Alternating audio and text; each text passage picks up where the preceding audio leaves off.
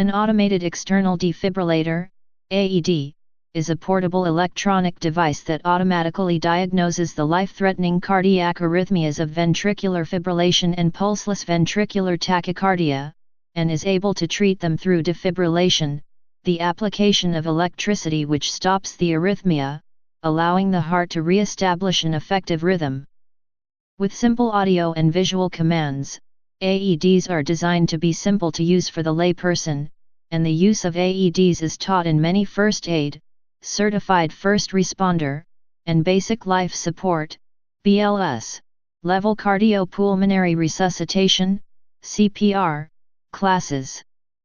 The portable version of the defibrillator was invented in the mid-1960s by Frank Pantridge in Belfast, Northern Ireland. Indications. Conditions that the device treats. An automated external defibrillator is used in cases of life-threatening cardiac arrhythmias which lead to sudden cardiac arrest, which is not the same as a heart attack. The rhythms that the device will treat are usually limited to pulseless ventricular tachycardia, shortened to VT or VTach. Ventricular fibrillation, shortened to VF or VFib. In each of these two types of shockable cardiac arrhythmia, the heart is electrically active, but in a dysfunctional pattern that does not allow it to pump and circulate blood. In ventricular tachycardia, the heart beats too fast to effectively pump blood. Ultimately, ventricular tachycardia leads to ventricular fibrillation. In ventricular fibrillation, the electrical activity of the heart becomes chaotic, preventing the ventricle from effectively pumping blood. The fibrillation in the heart decreases over time, and will eventually reach asystole. AEDs, like all defibrillators, are not designed to shock asystole, flat line patterns, as this will not have a positive clinical outcome. The asystolic patient only has a chance of survival if, through a combination of CPR and cardiac stimulant drugs, one of the shockable rhythms can be established, which makes it imperative for CPR to be carried out prior to the arrival of a defibrillator. Effect of delayed treatment. Uncorrected, these cardiac conditions, ventricular tachycardia, ventricular fibrillation, asystole, rapidly lead to irreversible brain damage and death, once cardiac arrest takes place. After approximately 3 to 5 minutes in cardiac arrest, irreversible brain/tissue damage may begin to occur.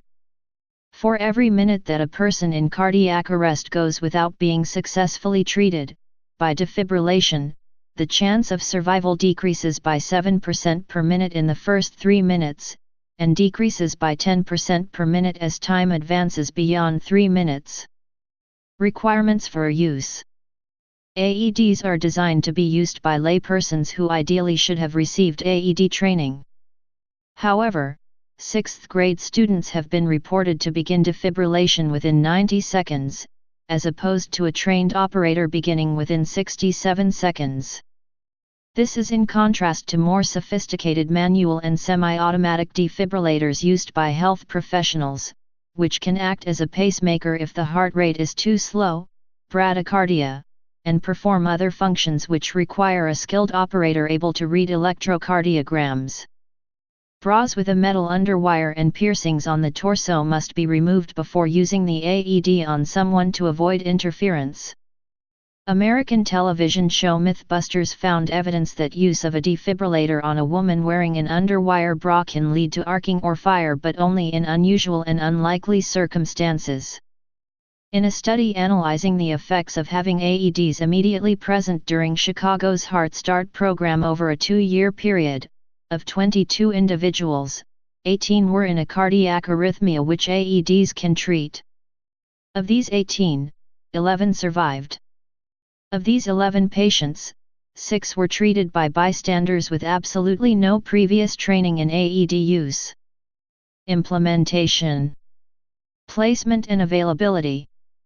Automated external defibrillators are generally either kept with trained personnel who will attend events or are public access units which can be found in places including corporate and government offices, shopping centers, airports, airplanes, restaurants, casinos, hotels, sports stadiums, schools and universities, community centers, fitness centers, health clubs, theme parks, workplaces and any other location where people may congregate. The location of a public access AED should take into account where large groups of people gather, regardless of age or activity. Children as well as adults may fall victim to sudden cardiac arrest, SCA. In many areas, emergency vehicles are likely to carry AEDs, with some ambulances carrying an AED in addition to manual defibrillators. Police or fire vehicles often carry an AED for use by first responders.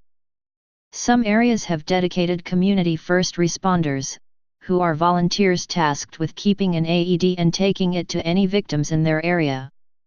AEDs are also increasingly common on commercial airliners, cruise ships, and other transportation facilities. High-rise buildings are densely populated, but are more difficult to access by emergency crews facing heavy traffic and security barriers. It has been suggested that AEDs carried on elevators could save critical minutes for cardiac arrest victims, and reduce their deployment cost. In order to make them highly visible, public access AEDs are often brightly colored, and are mounted in protective cases near the entrance of a building. When these protective cases are opened or the defibrillator is removed, some will sound a buzzer to alert nearby staff to their removal, though this does not necessarily summon emergency services. Trained AED operators should know to phone for an ambulance when sending for or using an AED. In September 2008, the International Liaison Committee on Resuscitation issued a universal AED sign to be adopted throughout the world to indicate the presence of an AED, and this is shown on the right. A trend that is developing is the purchase of AEDs to be used in the home, particularly by those with known existing heart conditions. The number of devices in the community has grown as prices have fallen to affordable levels. There has been some concern among medical professionals that these home users do not necessarily have appropriate training, and many advocate the more widespread use of community responders, who can be appropriately trained and managed. Typically, an AED kit will contain a face shield for providing a barrier between patient and first aider during rescue breathing, a pair of nitrile rubber gloves, a pair of trauma shears for cutting through a patient's clothing to expose the chest, a small towel for wiping away any moisture on the chest, and a razor for shaving those with very hairy chests. Preparation for operation. Most manufacturers recommend checking the AED before every period of duty or on a regular basis for fixed units. Some units need to be switched on in order to perform a self-check, other models have a self-check system built in with a visible indicator. All manufacturers mark their electrode pads with an expiration date, and it is important to ensure that the pads are in date. This is usually marked on the outside of the pads. Some models are designed to make this date visible through a window, although others will require the opening of the case to find the date stamp. It is also important to ensure that the AED unit's batteries have not expired. The AED manufacturer will specify how often the batteries should be replaced. Each AED has a different recommended maintenance schedule outlined in the user manual. Common checkpoints on every checklist, however, also include a monthly check of the battery power by checking the green indicator light when powered on, condition and cleanliness of all cables in the unit, and check for the adequate supplies. To ensure that AED is working properly at all times, the D-Box telemetry device can be used. It connects to an AED device, recognizes the particular device's beeps and knows that it beeps in just this particular way when it's broken. In a situation when an AED has stopped working, the D-Box sends notifications and lets you discover problems before it's too late. Mechanism of operation. An AED is automatic because of the unit's ability to autonomously analyze the patient's condition. To assist this, the vast majority of units have spoken prompts, and some may also have visual displays to instruct the user. External refers to the fact that the operator applies the electrode pads to the bare chest of the victim, as opposed to internal defibrillators, which have electrodes surgically implanted inside the body of a patient. When turned on or opened, the AED will instruct the user to connect the electrodes, pads, to the patient. Once the pads are attached, everyone should avoid touching the patient so as to avoid false readings by the unit. The pads allow the AED to examine the electrical output from the heart and determine if the patient is in a shockable rhythm, either ventricular fibrillation or ventricular tachycardia. If the device determines that a shock is warranted, it will use the battery to charge its internal capacitor in preparation to deliver the shock. This system is not only safer, charging only when required, but also allows for a faster delivery of the electric current. When charged, the device instructs the user to ensure no one is touching the patient and then to press a button to deliver the shock. Human intervention is usually required to deliver the shock to the patient in order to avoid the possibility of accidental injury to another person, which can result from a responder or bystander touching the patient at the time of the shock. Depending on the manufacturer and particular model, after the shock is delivered, most devices will analyze the patient and either instruct CPR to be performed, or prepare to administer another shock. Many AED units have an event memory which store the ECG of the patient along with details of the time the unit was activated and the number and strength of any shocks delivered. Some units also have voice recording abilities to monitor the actions taken by the personnel in order to ascertain if these had any impact on the survival outcome. All this recorded data can be either downloaded to a computer or printed out so that the providing organization or responsible body is able to see the effectiveness of both CPR and defibrillation. Some AED units even provide feedback on the quality of the compressions provided by the rescuer. The first commercially available AEDs were all of a monophasic type, which gave a high-energy shock, up to 360 to 400 joules depending on the model. This caused increased cardiac injury and in some cases second and third degree burns around the shock pad sites. Newer AEDs, manufactured after late 2003, have tended to utilize biphasic algorithms which give two sequential lower energy shocks of 120 to 200 joules, with each shock moving in an opposite polarity between the pads. This lower energy waveform has proven more effective in clinical tests, as well as offering a reduced rate of complications and reduced recovery time. Geolocation. A standard logo is clearly advertised. The location is indicated in OpenStreetMap by the emergency equals defibrillator tag. Usage. Simplicity of use. Unlike regular defibrillators, an automated external defibrillator requires minimal training to use. It automatically diagnoses the heart rhythm and determines if a shock is needed. Automatic models will administer the shock without the user's command. Semi-automatic models will tell the user that a shock is needed, but the user must tell the machine to do so, usually by pressing a button. In most circumstances, the user cannot override a no-shock advisory by an AED. Some AEDs may be used on children, those under 55 pounds, 25 kilograms, in weight or under age 8. If a particular model of AED is approved for pediatric use, all that is required is the use of more appropriate pads. All AEDs approved for use in the United States use an electronic voice to prompt users through each step. Because the user of an AED may be hearing impaired, many AEDs now include visual prompts as well. Most units are designed for use by non-medical operators. Their ease of use has given rise to the notion of public access defibrillation, PAD, which experts agree has the potential to be the single greatest advance in the treatment of out-of-hospital cardiac arrest since the invention of CPR. Some advances include a CPR feedback device by Zoll and Cardiac Science, non-polarized pads, they can be placed in either location, by Cardiac Science, a status indicator most AEDs, and simple voice and text prompts with an adjustable skill level, on most AEDs. Benefit.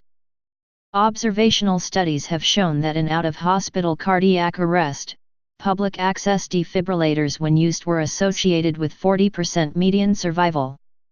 When operated by non-dispatched lay first responders, they have the highest likelihood of leading to survival. Liability. Automated external defibrillators are now easy enough to use that most states in the United States include the good faith use of an AED by any person under Good Samaritan laws. Good faith protection under a Good Samaritan law means that a volunteer responder, not acting as a part of one's occupation, cannot be held civilly liable for the harm or death of a victim by providing improper or inadequate care, given that the harm or death was not intentional and the responder was acting within the limits of their training and in good faith. In the United States, Good Samaritan laws provide some protection for the use of AEDs by trained and untrained responders. AEDs create little liability if used correctly. NREMTB and many state emergency medical technician (EMT) training and many CPR classes incorporate or offer AED education as a part of their program.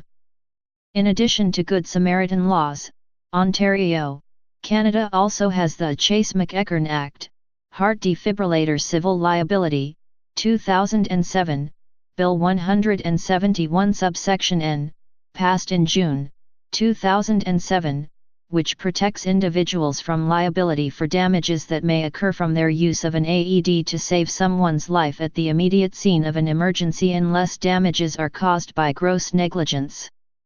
Reliability.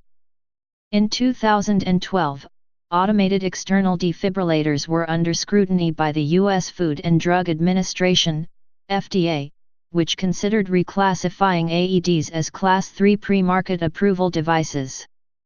Technical malfunctions likely contributed to more than 750 deaths in the 5-year period between 2004 and 2009, in most cases by component failures or design errors.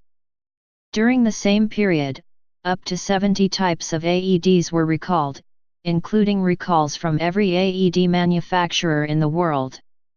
In January and February 2015, the FDA issued this news release. The FDA issued a final order that will require AED manufacturers to submit pre-market approval applications, PMAs, which undergo a more rigorous review than what was required to market these devices in the past.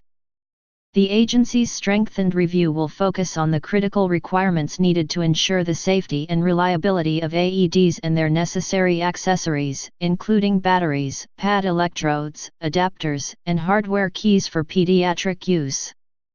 In the United Kingdom, there is concern that poor maintenance may make public defibrillators unreliable.